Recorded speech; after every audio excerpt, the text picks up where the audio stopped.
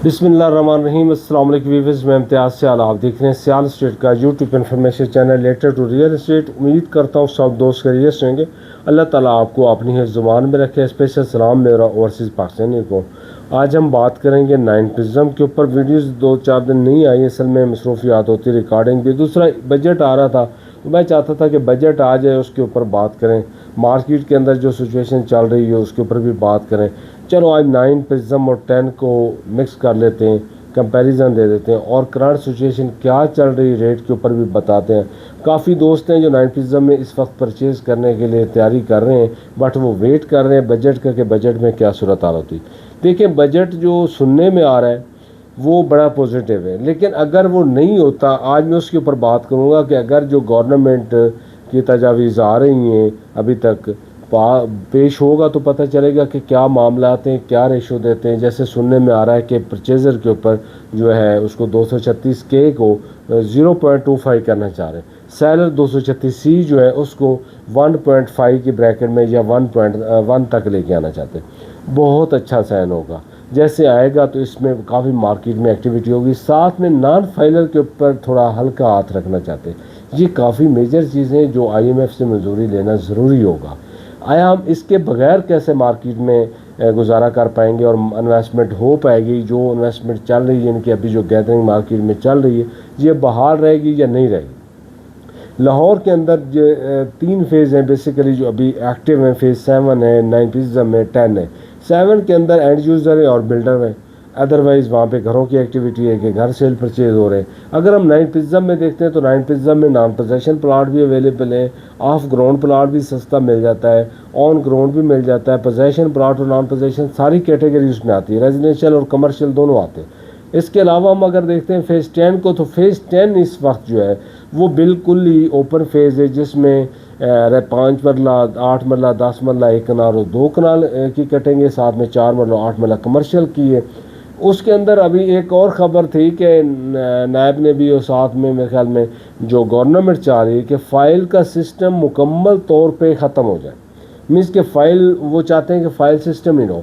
और ये बहुत खुशैन बात है, अच्छी बात है कि जो प्राइवेट सेक्टर के अंदर सोसाइटीज़ क्या करती थी कि इतनी उनके पास लैंड नहीं होती थी और वो फाइल्स बहुत ज़्यादा बेच देती थी, ओवर सेलिंग हो जाती। तो बाद में क्या होता था कि वो लोग नैब में जाते थे। हर सोसाइटी का ये मसला होता था, कम व बेश कम सोसाइटियाँ जिनका ना हो, ज़्यादा सोसाइटीज़ प्राइवेट सेक्टर में ये मसाइल होते थे और लोगों का पैसा डूब जाता है। जब पैसा डूबता है तो वो पूरी मार्केट का माहौल डिस्टर्ब हो जाता है। लेकिन DHA की स्टोरी अलग है। DHA लाहौर या अदर DHA का तब फाइल इशू होती है, जैसा कि अभी मैं फेज़ 10 के एफिडेविट सेल कर रहा हूँ। एफिडेविट तब बनता है जब लैंडलॉर्ड डायरेक्टली या लैंड प्रोवाइडर वो ज़मीन देते हैं, तो उनकी ज़मीन में से जो वो हिस्सा कहते हैं 4 मरला कमर्शियल, 8 मरला कमर्शियल, 2 कनाल या 1 कनाल या 10 मरला, 8 मरला, 5 मरला रेजिडेंशियल के अंदर, वो उतनी ज़मीन उनकी जो ऑलरेडी फ़र्दें वगैरह सारी रजिस्ट्री इंतकाल DHA के को हैंड ओवर कर चुके होते हैं, पोजेसन भी हैंड ओवर कर चुके होते हैं, उसके बदले DHA उनको एफिडेविट इशू करता है।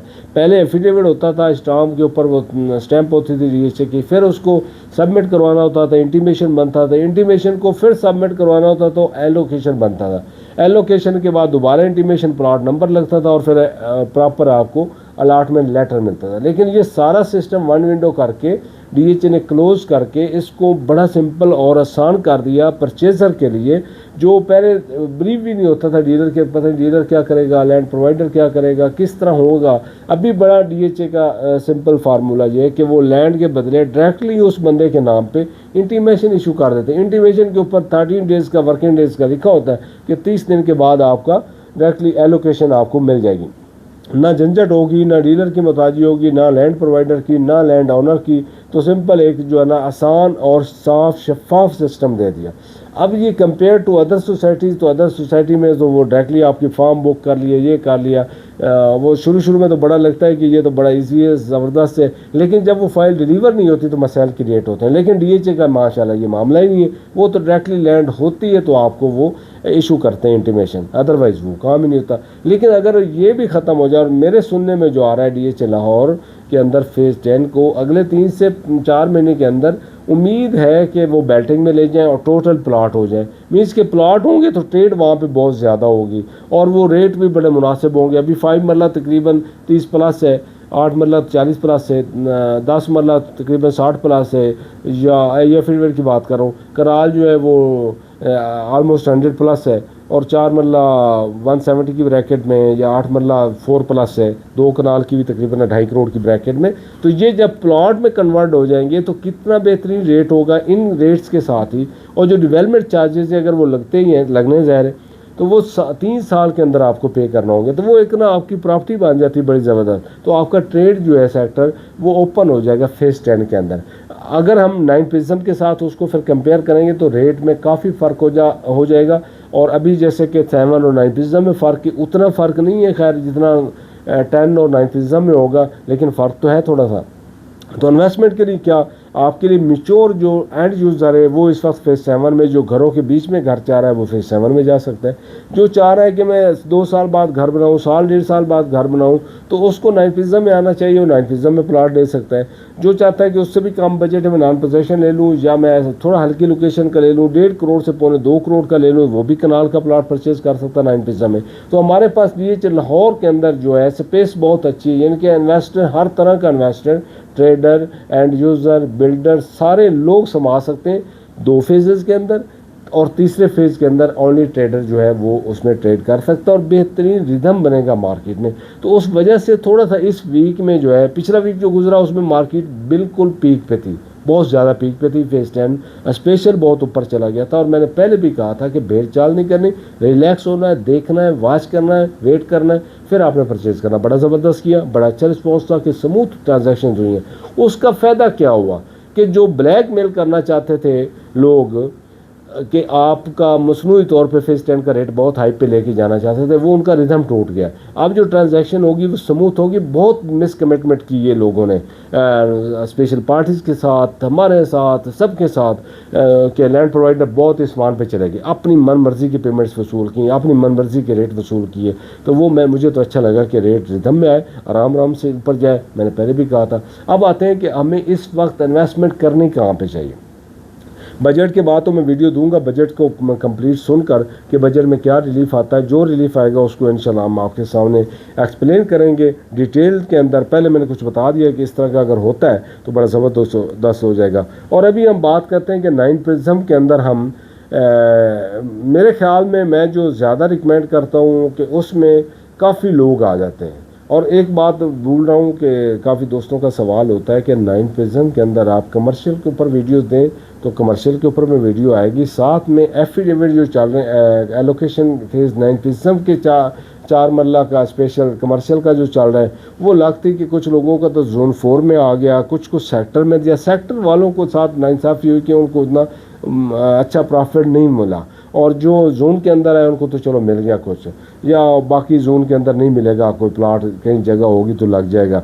मैं इस वजह से उसको ज़्यादा रिकमेंड नहीं करता कि as investment point of view 9 prism की एलोकेशन अब वो मज़ेदार जगह पे लगेगी नहीं। जो एलोकेशन होगी या फिर वो मज़ेदार जगह पे नहीं लगेगा। इस वजह से मैं ज़्यादा फोकस 9 प्रिज्म की फ़ाइल्स के ऊपर नहीं करता। पहले काफ़ी फ़ाइल्स मैंने 9 प्रिज्म की भी बेची हैं, फेज़ 10 की भी फ़ाइल्स बेची हैं। अभी हमारे पास जब अपॉर्चुनिटीज़ है तो हम बजाय कि 9 प्रिज्म की फ़ाइल्स में जाएँ कि फ़ाइल भी आपको जो कम बेच थोड़ा सा फ़र्क पड़ता है, तो आप क्यों ना 9 प्रिज्म के ऑन ग्राउंड प्लाट में जाएँ, 5 मरला में, 8-10 मरला में, 1 कनाल में, 2 कनाल में रेजिडेंशियल पॉकेट के अंदर, और 4 मरला और 8 मरला कमर्शियल के अंदर बहुत सारी जगह हैं जहाँ पे आप इन्वेस्टमेंट करके फ़ायदा उठा सकते हैं। कम सून एन ब्लॉक में पोजीशन आ जाएगा, पी में आ जाएगा, ऊपर सी और बी में आ जाएगा, तो ये 4 सेक्टर भी पोजीशन हो जाएंगे। और बाकी ये ब्लॉक में कुछ पोर्शन में पोजीशन रहता है, हर पोर्शन में एम भी कुछ रहता है, एल में भी सब प्लाट्स को नहीं मिला, ये जे ब्लॉक में सब प्लाट्स को नहीं मिला, तो ये आस्ता आस्ता पार्शल फिर आपको पोजीशन भी मिलता जाएगा। लेकिन मुझे खुशी ये है कि इस बात की कि इस वक्त 9 प्रिज्म के अंदर आप 55-60 लाख वाला बंदा भी आ जाता है 5 मरला में और महल्ले से सस्ता प्लाट परचेज़ कर सकता है, और जो है वो उसका एंड 185 लाख तक है जे ब्लॉक में। अगर हम जे ब्लॉक में 10 मरला की बात करें तो हमें 110-15 में अभी प्लाट मिल जाता पोजीशन, और वहाँ पे 135-40-35 के ऊपर मेरे ख्याल में अभी नहीं होगा, 40 क्या है, और इसके साथ ही के ब्लॉक में आप आ जाते हैं, 5 मरला 10 मरला एक कनाल में पोजीशन है। देखिए एल ब्लॉक में 10 मरला बड़ी ज़बरदस्त कटेंगे, वहाँ पे आप ले लें तो स्पेस बहुत अच्छी है 9 प्रिज्म में इस वक्त। एंड यूज़र को मैं ज़्यादा रिकमेंड करता हूँ कि एंड यूज़र के लिए 9 प्रिज्म बेस्ट है। इस वक्त 2026 में वो इंटर हो जाए और वो देखेगा 2030 तक कि उसका प्लाट में कितना फ़र्क पड़ चुका होगा। आज भी दोस्त बैठे थे तो हम बात कर रहे थे 9 प्रिज्म के ऊपर कि 9 प्रिज्म का प्लाट 4.5, मैंने उनको कहा 4.5 करोड़ नहीं 5 करोड़ की ब्रैकेट में मैं देख रहा हूँ, 5 करोड़ प्लस होगा 2030 में, क्योंकि 2030 में मैंने पहले ही कहा था कि फेज़ 8 के रेट के बराबर आ जाएगा। तो फेज़ 8 के रेट अभी रुक जाएंगे, अभी फेज़ 8 के रेट रुकेंगे, 6 के रेट रुकेंगे, 7 के रेट रुक जाएंगे, 9 प्रिज्म के रेट ग्रोथ करते जाएंगे।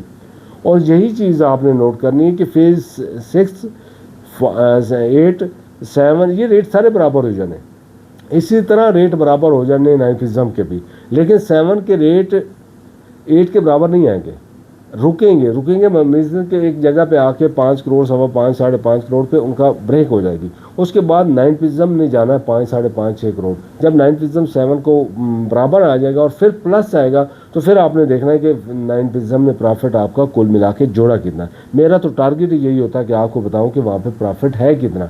तो एंड यूज़र के लिए या ट्रेडर के लिए और बिल्डर के लिए ये बहुत अच्छा मौका है कि 9 प्रिज्म के अंदर वो प्लाट है। कोशिश मेरी होती है हम वक्त आपके सामने रखता रहूँ। ऑन ग्राउंड वीडियो भी नहीं बन रही क्योंकि गर्मी बहुत है, यकीन करें बाहर निकलने को दिल नहीं करता, बस ऑफिस और गाड़ी, इसके अलावा तो धूप में निकल नहीं सकते। थोड़ा सा मौसम अच्छा होता है तो मैं 9 प्रिज्म को डिटेल में चाह रहा हूँ कि दोबारा से हर ब्लॉक में आपके सामने रखूँ कि यहाँ पोजेशन है, यहाँ नॉन पोजेशन है, ये ऑफ ग्राउंड प्लाट है, ताकि आपको प्लाट लेने में देने में कोई मसला ना हो, आपको रेट बराबर मिले, परचेज़र को रेट बराबर मिले, कहीं उसके साथ जाती ना हो, सेलर के साथ कहीं जाती ना हो। लेकिन ये टाइम आ चुका है कि आप ट्रेड करनी शुरू कर दें।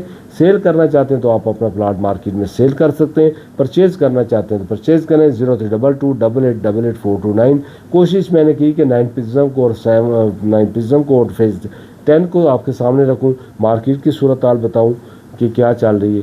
मिलते हैं अगली वीडियो में, आज के लिए इजाज़त, अल्लाह हाफिज़।